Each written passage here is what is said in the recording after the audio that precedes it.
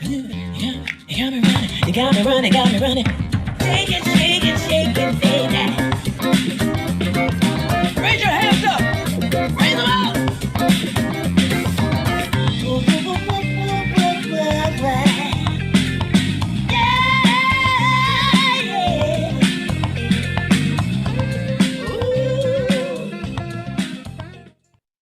Hi everyone, and I just firstly want to say it is episode 400 of the Currency Call as well. So to the people that have been here since last year when it first began with, when COVID properly hit, thanks everyone for your support, and to all the new people that have come along as well. We really welcome, new people to trading, and, people just that have come to the call just to learn a little bit more, or seasoned traders as well. Thank you so much. So we really do appreciate everyone that does come in and ask questions and just, enjoys learning a little bit more about the Forex markets. And it is the 20th as well of October. And just a quick introduction, we have had some new people come in. So just quickly to start things off, we do this call every Monday to Friday at 11 a.m. GMT plus 8. And the currencies we analyze are as follows. So Mondays, we do the Aussie and Kiwi. Tuesday, we do the Euro. Wednesday, we do the pound pairs. Thursday, yen and gold. And then on Fridays, we do CAD and crypto, Ethereum and Bitcoin specifically. And this currency call, you will get market economic updates, the key support and resistance levels of the pairs in focus, trade ideas, and much more. And this currency call will be beneficial to both the long-term investors and also the short-term traders. And here we'll go through what could move prices, the possible trade ideas, and we'll also highlight the potential targets and risks associated with the trade ideas as well. Finally, a disclaimer as well. Any information shared during this session is not intended to be a trade recommendation. It is solely the opinion and views of the speaker. So please remember to do your own analysis prior to entering any trades.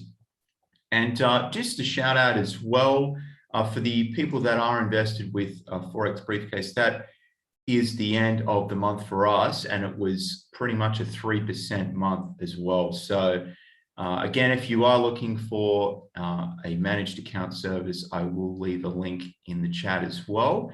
And it's been nearly 20% for the year. So we are really chugging along quite strongly. But to start off with, guys, we don't have Kim Hong, the rap god, in today. So I'll just start things off with the US dollar index as well.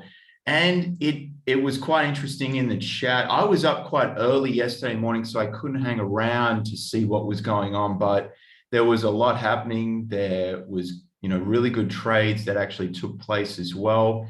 And it's a good lesson as well. So if you come in to the Traders Club one week and the markets are a little slow, you've got to trade to the conditions, because some weeks are going to be really, significantly better. And this week, I think, has highlighted that as well. So you've just got to be willing to have a little bit of self-discipline.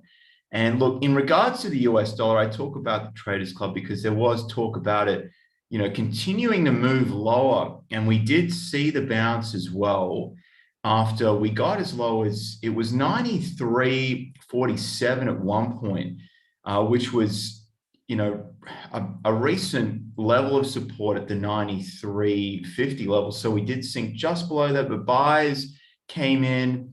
And we again saw the equity markets stronger too. So there's a couple of points I do just want to discuss with. So one thing I found interesting, we've got the equity markets still moving higher, but we do have the 10-year Treasury bond yield out of the US as well. And I'll just show the significance. So this is recently since the start of August, and you can see it's been on a steady incline. And the reason that this is important is it just shows that there's, individuals will see that interest rates are potentially going to go higher. And that's what we see here with this particular measurement.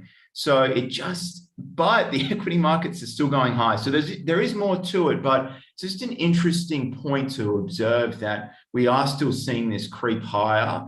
and we haven't seen it this high for several months as well. So as you can see, really, if we go to the 6 month, we're back in June. So definitely something to pay attention to, just to see how markets react. Especially the thing with this week is that, and I'll go to the economic calendar now, because we talked about the lack of a catalyst for the US dollar as well this week, and we have some pairs that have really moved strongly against the US dollar. But just to talk about last night as well, we did have some data that came out. Building permits were down a little bit on expectations, but this can also be to do with the issues in the States with the labor force shortages, just for multiple reasons, and COVID's still a very present concern, and then housing starts were slightly down. But again, and Jin mentioned, there's not really significantly sensitive news pieces as well. But frankly, we do have a little bit today to talk about for the pound as well. I won't touch upon that. And we've got also later today, we've got 3 CPI data points out for Canada, Europe, the Eurozone, and also Great Britain. So that is going to be enough, besides having insignificant US news out as well. So I'll just quickly go back to the chart here as well and just highlight some context here. So again, we've seen the sell-off. I just want to quickly now go to an interesting piece of information that I shared in the LCMS Traders Club. So what we have here is we've got the US dollar index, the COT futures large traders weekly positions. So what we are seeing is that this was from, and I'll zoom in here as well. So as you can see, that was from the 15th. So we don't have the latest figures out quite yet, but this was for the day ending on the 15th. And we've seen an accumulation now of more longs as well. As you can see, a lot of volume is concentrated around the 20,000 contracts here as well. And we are seeing that this is the open interest line here. And as you can see, it is creeping a little bit higher now. And what I'll do, just to provide a comparison, I'll go to the last week as well. Okay, that's good. I found it. So as we can see, I'm not as good as Kim Hong is at this, but it's not hugely significant. But as you can see, we are seeing a little bit more buying as well, especially at more volume as well. So the higher the number, the more contracts are being purchased. So as you can see, there is still a little bit of selling, but we are seeing a little more accumulation now of the US dollar. And I just talk about that just simply because there was talk about the US dollar, rolling over a little bit further, which didn't happen. I mean, it would have really created quite a great deal of volatility. But in conclusion, I would say really for US dollar index traders, it's probably going to be easier now to focus on how the other currency pairs react. And we've got a lot of news out as well. And in fact, the first news is out on the pound with the CPI data release as well. So definitely pay attention to that. But in regards to the pound and the trade ideas and the market economic news that is coming up, we've got Jin here now, a multi-million-dollar trader, and he'll just be discussing what to look out for. And also I'll make sure, guys, to share the link as well for the Forex Briefcase website to get into the managed account service. So I'll just stop sharing now and over to you now, Jen. All right, thanks for that, Scott. Episode 400. What I can tell you is that I was planning a surprise, a special promo, a thing that you cannot skip past, you cannot ignore. But we're having so much fun doing these currency calls that episode 400 came almost as a surprise to myself as well. So I haven't really planned out the surprise or the promo at this point, but I'm pretty sure we will launch it out to you guys as soon as I have figured it out and gone through the details on that. So with that said, look out for that. Before I get into the pound dollar and the analysis for that, tonight being Wednesday, today being Wednesday and tonight we do have a live trading session. Just a quick reminder to all the Traders Club members that we have a live trading session tonight at 8 p.m. GMT plus 8. I will be trading together, or I'll look to be trading together with you during that session so that we can analyze the markets as it's moving, as it's live, and trade together, hopefully some good setups, and also leave you with some setups that you could trigger at a later stage as well. So those of you who are not already Traders Club members, the link will be going up. You can also click on the link, join and get on board. It is free for the first month. So you can just jump on, try it out, trade together, see how you like it. And I'm pretty sure you will stay through all the way. With that as well, the link on Forex Briefcase, we have just done doing the settlement for this month. As Scott was saying, it looks like it's a 3% month. Don't know what the numbers are yet, but make sure you get on board. Click on the link, leave your details. Just have to find out more about it, take action, do something about it. With that, now looking at the news here on forextradingasia.com, the economic calendar. Today is Wednesday, talking about the pound dollar at 2 p.m. We do have the CPI data to be released. CPI is the inflationary data. It gives you an idea of how quickly or how slowly the economy has been growing. And right now, the common theme is that CPI or inflation has been running hot. It's been running hot.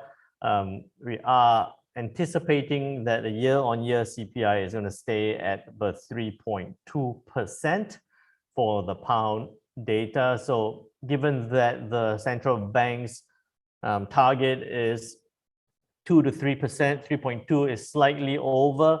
At this point, I think that the view is that it will eventually be a concern, not right now, because it's just ticking over, but they'll probably start talking about tapering. They're probably going to start talking about interest rates increasing because of inflation running a little bit higher. So that's Wednesday's news. I think we're going to see a 3.2. I think CPI month on month, we're going to see a 0.5, so a little bit better. I'm anticipating a little bit better than expected from a previous of 0.7. Following on from that, on Thursday, not a lot of pound news. We do have some US data to be released.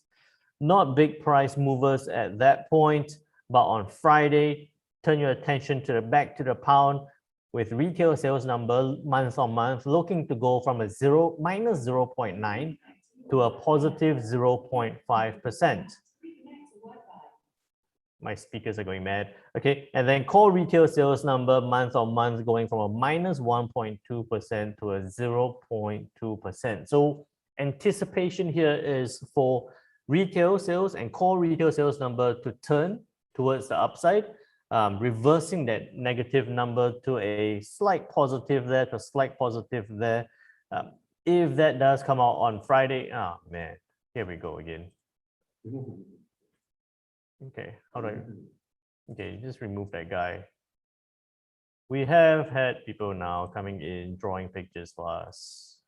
Just all right, I'll stop share. I'll come back to that. Well, see, that's when you get a fantastic attraction at episode 400. We have more people who want to come in and contribute to the analysis. Thank you for that, but no thank you. With that said, Friday, what was my train of thought? Retail sales numbers anticipated to be a little bit better. So expecting if it does come out as that, then we might see some upside to the pound dollar on Friday as well. So a little bit of an upside today, possibly. And then after that, continuing on with Friday's upside. Again, pound PMI numbers expected to be about that 50-something range. So it's still in that expansionary phase for both the manufacturing and services PMI. Again, I anticipate some more upside for the pound dollar, and then a bit of US news, which I don't think is going to do too much. One other thing to share with you as well is this is a post I just did 12 hours ago. One thing we've been noticing a lot, and I've been getting a lot of questions about, is about inflation. Coincides very well with the pound, with the UK inflationary numbers to be released later. So what could central banks usually do? Stimulus tapering, rates increase, and overall tightening of the policies. It could, and I anticipate that with inflation increasing and more actions coming from the central banks, we're going to see spikes in exchange rate volatility, which is actually a good thing. Because as traders, we don't want the markets to be too quiet. You can't trade, you can't make money if the markets are too quiet. You do require some volatility. So looking forward to that volatility for that trading opportunity. So with that, looking at the charts here, the pound dollar on the H4 time frame currently sitting at 1.38. Currently sitting at 1.38. I think it's probably going to sit in a bit of a consolidation over the next couple of hours, and then at 2 o'clock, given that we see inflationary numbers at the CPI numbers at a 3.2%, I anticipate that we could see it move up and test that 1.3870. So what you could be looking for is very quick buying opportunities above 1.3816, tight stop loss about 20 pips, good take profit level about 40 to 50 pips. You're looking at a 1:2 risk reward ratio towards the upside, towards the 1.3870 resistance level. Once it gets there, be very, very careful. Why I say that is because just to scroll slightly across 1, 2, 3, 4, 5 weeks ago, it's hit that same level. So it's not very long time ago that we hit that level. We saw that rejection of that point, and then it came all the way back down. So I anticipate that this might be a strong resistance. Following on from that, we saw it hit a couple of times as well, and a couple of times there as well. So this 1.3870 will take a little bit more effort to break above. So once it gets to that point, be a bit more careful. But given that the pound dollar is likely to head towards that resistance, what this could mean on the euro pound is that we could see further downside. Given that the current setup looks like a bit of a double bottom, if it does break below this point, we could see a good downside, or if it bounces off, I'm not too keen, as I shared with you yesterday, I'm not too keen on the euro pound, just because looking at it on the daily time frame or even on a weekly time frame, it is at a very low point. I anticipate that it could still drop further, but we're going to see a lot of volatility within this range. So be very careful there on the euro pound. Idea is still on the pound dollar. I usually will talk about the yen pairs tomorrow, but one of the super trading opportunities here is the pound yen. Since we're talking about a pound, we'll talk about pound yen as well. It has been creeping upwards. It's broken that 157.27 level and it's been moving up. I think that with the pound dollar climbing towards the upside, we could see the pound yen track higher as well. So another trading opportunity there. So you might see that moving towards the upside, towards that 161.20 resistance. Could be a 60 pip stop loss, 280 pip take profit level. I don't know what's the risk reward on that already. So I'll tell you more about the yen pairs tomorrow. But just to keep it short and sharp, we do have a lot of other trade ideas and some live trading to happen tonight with the Traders Club members. I did see a question from one of the guys here in the chat. Is seasonality, October and November, play any part on yen and the dollar weakness? Generally, towards the end of the year, we usually should see some dollar strength as we head towards the end of the year, the festivities, people are buying leading up to Thanksgiving and Christmas and all of that. So we generally should see a bit of positivity, a bit of strength towards the dollar. But I think that the retail sales numbers is only one small portion of it.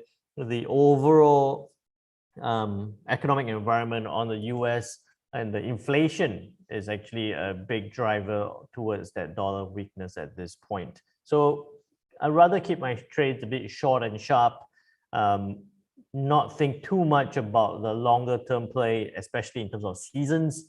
I would be trying to trade and take profit as quickly as I can. With that said, I'll pass it back to you, Scott.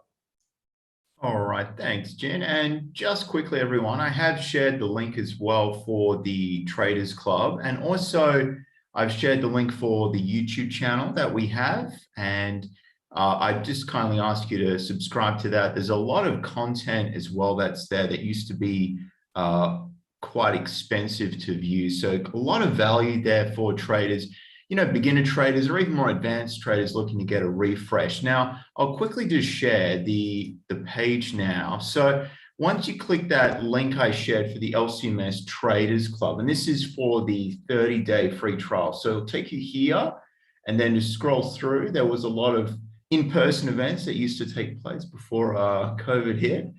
And then you just click that, start 30-day trial, fill out your details, and it's as easy as that. And we do welcome, once you're in, there's a lot of questions and answers that are present, and people are there to help out. And we have a very friendly, open community as well. And I'll just share that link one more time for everyone too.